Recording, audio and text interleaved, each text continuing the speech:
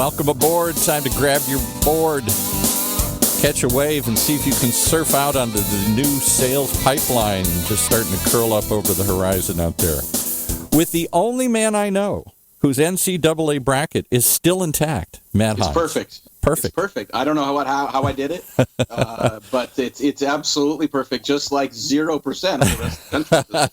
I think I read somewhere last week, we weren't even halfway through the weekend, and ESPN announced that there were 0 perfect brackets. I mean, just one upset after another. I mean, I couldn't believe this last round here. I'm hoping today we're taping this on a Thursday, the 22nd. I'm hoping University of Michigan pulls it off and continues their last-minute climb up the ladder here, but we'll see. Yeah, what's funny about this tournament, I'm not a huge basketball fan in general, and I don't watch a lot of college basketball, but there's something about this tournament.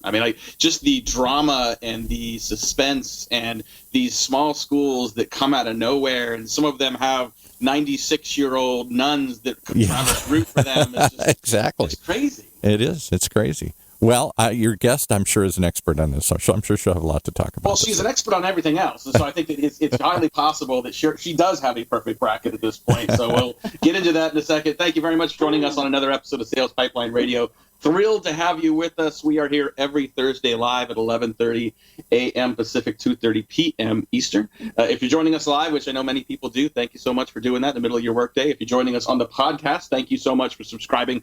If you're stumbling upon this for the first time, you can definitely find us on the iTunes Store and Google Play, and every episode of Sales Pipeline Radio is available past, present, and future at salespipelineradio.com. We every week are featuring some of the best and brightest minds and thinkers in B2B sales and marketing, and today is no different. And Paul, not just sales and marketing, but let me set this up a little bit. Our guest today has a bachelor's from the University of Virginia in studio art. She has an MBA from Stanford. Her original oil paintings have been featured in a variety of publications and exhibits. She spent almost 2 years in Africa creating new design thinking curriculum.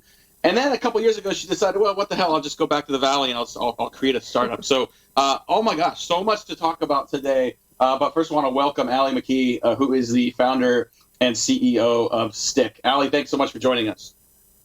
Thank you so much, Matt. And as a University of Virginia grad, I'm excited to talk about just about anything other than basketball right now. So I bet you are. That's true. Well, so in the intro, I tried to do my best to cover the highlights, but I'm sure I missed some things. I mean, the diversity of your experience is fantastic. Was that intentional for you early in your career? Sort of how did that come to be? So I have been lucky to have a lot of diverse experiences, but the theme has always been consistent, which is really around visual communication and the power of visuals to connect people and to grow businesses. And so whether I was, teaching art and design thinking in South Africa with visual frameworks or making slides for clients at Bain, the theme has been consistent, and now that's what I've been focused on, is turning that process, that visualization and visual design process, into a tool with Stick so that anyone can do it. So let's talk a little bit about Stick and what you're doing, and that's a great way of sort of entering into that conversation. You and I met at the SaaStr conference earlier this year. I got a chance to check out the product and what you guys are building, and very impressive the way you guys are rethinking essentially just general design and presentations and, specifically visual presentations for go-to-market teams. Talk a little bit about maybe what's broken with most presentations today and why we need a new approach. Absolutely. So what we're seeing, right, is this old system of marketing develops this PowerPoint deck, which then they, send out to the sales teams. The sales teams get this PDF or a kind of static PowerPoint and are saying, okay, this isn't relevant to my customers, right? So then they go rogue and kind of type up their stuff in bullet points and are trying to customize to their customers, but it takes so long to make these slides. And so what we've seen is not only are sales reps spending an insane amount of time trying to pull together content, but they don't have any guidance on what successful content is. And so what we've tried to do with Stick is basically enable those salespeople to have personalized conversations with their customers that are supported by visuals rather than, typing out word walls of text. I don't think I've ever heard the phrase word walls, but I think if you're in marketing or if you're in sales, you immediately know what that means. It's that slide with like 0.8 fonts where instead of talking through the slides, you basically just give someone your script right up on the slides. I mean, it's a very different thing to think about, giving a bunch of slides versus giving a presentation versus having a conversation. Talk about those differences. I mean, if you get the point where you are in the room with your prospect or you're even on the phone and have their attention, having it be a two-way dialogue and more interactive seems to me to be a better approach. Don't you think? Absolutely. One of the key pieces, so lots of things to talk about here. I would say one of the key pieces of advice I got early on in my career at Bain, I was presenting a slide to, I was doing a practice run with my manager before meeting with a CEO, and I had this very detailed slide, lots of content, lots of text on it. And my manager stopped me and he said, Alli, if you present this, the slide is the expert. We don't want the slide to be the expert. We want you to be the expert because you're the one who did the analysis. You're the one who understands this problem. You're the one who can guide the client to the solution. So what you want is a slide that supports you, but the focus should be on the human beings in the room, not the, text content on the slide. And I've seen that play out, that's a consulting environment, but I've seen that play out in all different types of presentations and conversations where, a speaker, a lot of it has to do with the root cause being wanting to set yourself up for success and not forget anything, but really you end up undermining your own credibility if you put too much content on those slides. Instead, just relying on the two people in the room and supporting, whether it's a conversation or a presentation, but, retaining your expert status is really important. Absolutely. And we're talking today on Sales Pipeline Radio with Alli McKee. She, as noted before, has done many amazing things, a lot in the world of design and art, and is the founder and CEO of Stick. And, if we could take a step back and talk about just the importance of design in business. I mean, I tend to be a sales and marketing pipeline guy. So I consider myself more of a math marketer and a sort of sales pipeline focused guy. And so I think a lot more about the math. I think more about conversion rates. And I think a lot of B2B marketers today are focused on how to get more conversion out of landing pages and getting better open rates and click rates. And it seems like we're focused sometimes more on the math and more on the quantitative and not enough on the design. Talk about the impact and importance just generally of good design in driving businesses today. So what we're seeing is, the consumer world is spilling over into the enterprise world, right? And so your content that you're using to drive those click-through rates is competing not with other, B2B content, but with Snapchat, Instagram stories, headline, scrolling through headlines. Consumers aren't reading anymore. So as a result, their attention spans are so much shorter than they have been, and having good design to actually stand out to your customers and then earn their attention, design's the only lever you have. And so I think that's the key trend that I'm seeing in content. Everything from social to sales decks to landing pages, it's everywhere. And it seems like in many cases, the idea of less is more is important here, right? I mean, from a design standpoint, I'm not a design guy at all, but, from what I've been taught, like more white space is better, less on the page is better. And what you said earlier really resonates. Don't let the slide be the expert. Use that as a way of enhancing your story versus being the story. Absolutely. And the other benefit of that, right, is that it enables you to personalize more. So if I'm selling a product that has 6 key benefits, chances are the prospect I'm talking to only cares about 3 of them. So if I try to include all the information that anyone could ever possibly want, I've already overwhelmed them rather than focusing on the 3 key things that they care about, or even better, the 1 key thing that they care about. I think the design teachings of prioritization and focus are really, really critical. Yeah, absolutely. Well, you launched, you've been working on this for about, almost 2 years. You guys launched at SaaStr here a couple of weeks ago. What's the reception like, and what kind of feedback are you getting from some of your early customers on this? It's been such a fun process. So we're in the, going from a prototype to a product that's actually working and actually creating value for our clients is I can't tell you how fulfilling it is personally. But the main feedback we're seeing is that it's not even about replacing PowerPoint and saving time. Like, that's been great. But what we've seen and been a bit surprised by, frankly, is actually realizing there's so many more opportunities for visual content, and it's actually more white space than you realize. So, for example, if I'm a salesperson calling into my, calling a prospect, that phone call is typically now a video chat. And now you have a screen that you can fill with visual content that maybe you didn't have time to make a deck for, but now with Stick, you're basically turning your call notes into a visual deck automatically. And so now you can have visuals to support that conversation. And so what we're seeing is it's being used in ways that we didn't really anticipate. And it's really exciting because the opportunity is even bigger than we initially thought. That's awesome. Well, I think this definitely has a lot of legs and go a lot of different directions. We're going to have to take a quick break here, pay some bills. We'll be back in a couple minutes with more with Alli McKee. She's the founder and CEO of Stick. We're going to talk more about how to challenge the status quo, especially when your competition may be a tool that people already have for free. We're going to talk a little about the impact of improv on running a business and the sales process. And lots more coming up after the break. You'll be listening to Sales Pipeline Radio.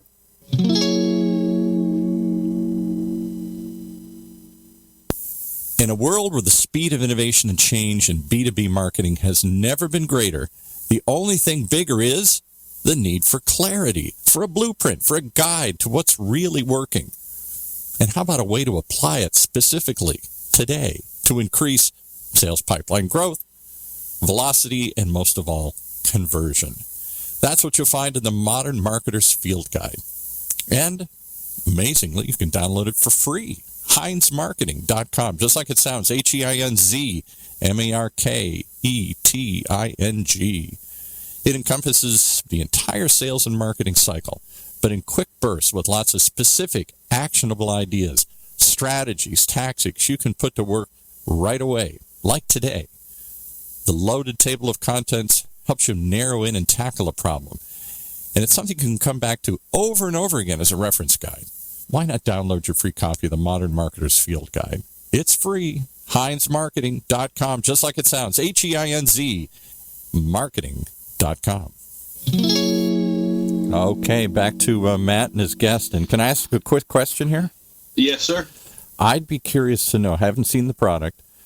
Does it help a stick in the mud like me? Does Stick help a stick in the mud like me who has no creativity when it comes to putting out data or images or whatever? I understand it can help me design it a little better, but how do you get me to be creative? It's a great question. So the way that I think about creativity is that it's really just collecting things, collecting information, and putting it together in interesting ways. And it's really not about, it's not about having this creative talent. It's more having access to that inventory from which you can invent. And so the way that Stick works is we're trying to give you a jump start on that creative process. And it's built around this behavior that I've seen in real life as a designer working with business people. A lot of people, just like yourself, saying, I'm not creative, I need help with this. But the second you give them a first draft, they always have feedback. Always. Right? So what we've tried to do is build that process, build that first draft into a tool so you can put in your content. Stick automatically generates that first draft for you and then enables you to act on that feedback in a few clicks in seconds rather than, a 2-day email exchange. Now, Alli, I want to follow up on that just in terms of people's understanding of needing a better presentation solution. I think in many cases you've got an early stage company that is in a nascent market that is creating demand out of sort of where there hasn't traditionally been a need.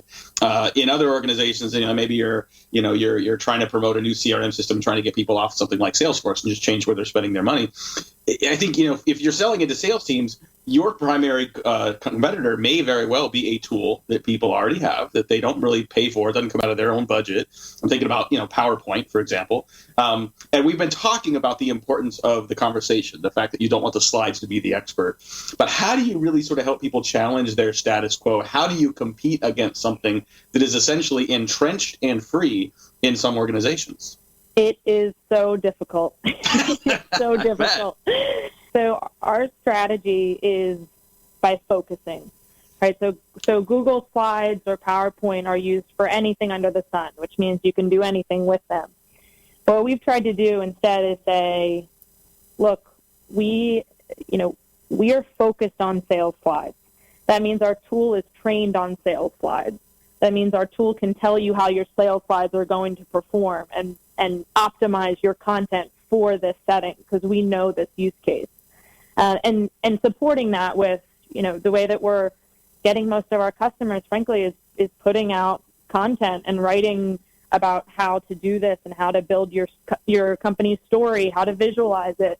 And so we're trying to position ourselves as an advisor to them in the space. And that's something that, Microsoft and Google, while their market share is high, they are not able to really focus like that at this point. Well, and when you're trying to get over that hump, you're trying to get someone to think differently about their current situation.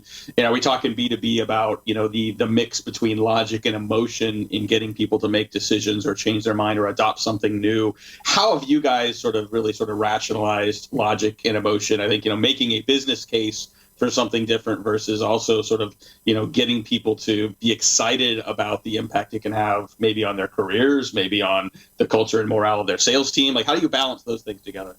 It's definitely a balance, right? So I think that it's the emotion that gets you in the door and it's logic that closes the deal. So for us, the emotion around, I hate PowerPoint decks. Slides are so boring. I hate making slides. That emotion is real and it's pervasive, and that opens the door for us to start a conversation. However, in order for them to really go up the learning curve, invest the time in a new product, invest the money in a new product, we've got to prove that it actually works. And that's where we're backing up. We're saying, this feels better, this is easier to use, but it also saves you. You can make a sales deck in 2 minutes rather than 2 hours. That you're more likely to close deals by X% when you use this product. So trying to balance the two and, of course, flexing it depending on who you're talking to. There are going to be some buyers who are more logic-driven and vice versa. But it really is about using emotion to open the door and logic to close the deal. Yeah, I love that. Got a few more questions here, a little more time with Alli McKee. She's the founder and CEO of Stick. And I've seen you speak a couple times, and I know you've spoken you've included some comments about the improv classes that you have taken, and I'm sure that is in part for fun, which sounds amazing as an improv nerd and a fan of Whose Line It Is It Anyway, and other cool, so Paul's giving me the thumbs up. Other manifestations of improv. I'm sure that's just a lot of fun, but I'm curious as well. Where have you seen improv benefit you in the business world as well, but either in selling Stick or just as a founder and entrepreneur?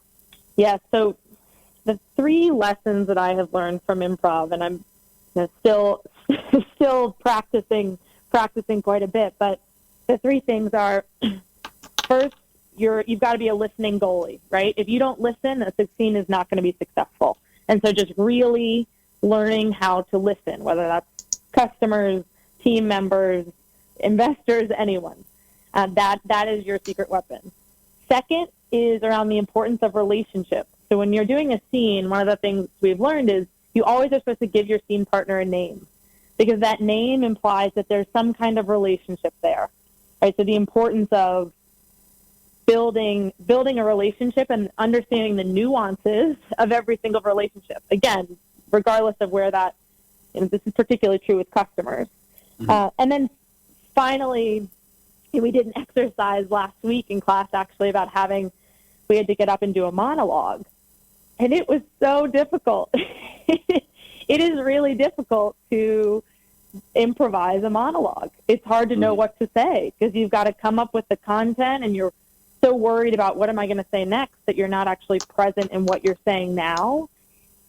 And then we followed that with a typical 2-person scene, and it was so much easier. And the takeaway that I had there was, if you can have a conversation with your customer rather than a monologue pitch, it's more fun, it's more natural, you're actually building a relationship, and you can, again, going back to listening, you can truly listen to them rather than making sure that you dump all of your content. Can I offer another? I have to pipe in one more time here because I love improv, and I've taken classes at the famous Groundlings up in Hollywood here. And the thing I learned that I never thought of that's changed everything in my business is the idea in improv is always yes and. In life, it's always yes, but. Particularly in marketing. Yes, we could do that, but, and then you start to give the 40 reasons that that's a dumb idea. In improv, you have to say yes and, no matter how crazy it is, yes and then make it work. Mm-hmm. Alli, is that true?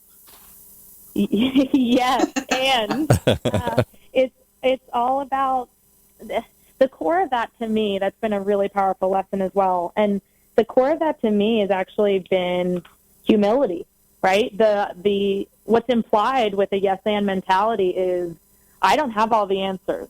I don't get to control this outcome. I can build on it. I can direct it, but I don't have all the answers. Your scene partner is who builds a scene with you. You don't get to tell your scene partner, what their line is.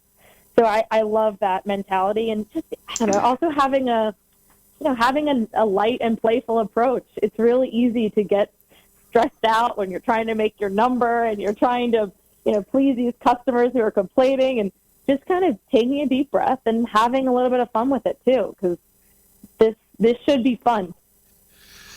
Paul, I feel like we just got in the last 4 minutes a master class in business and life. Yeah. Talking about the impact improv can have. As I'm looking through this list here, like learning how to listen, focusing on sort of, building a relationship, having a conversation versus a monologue.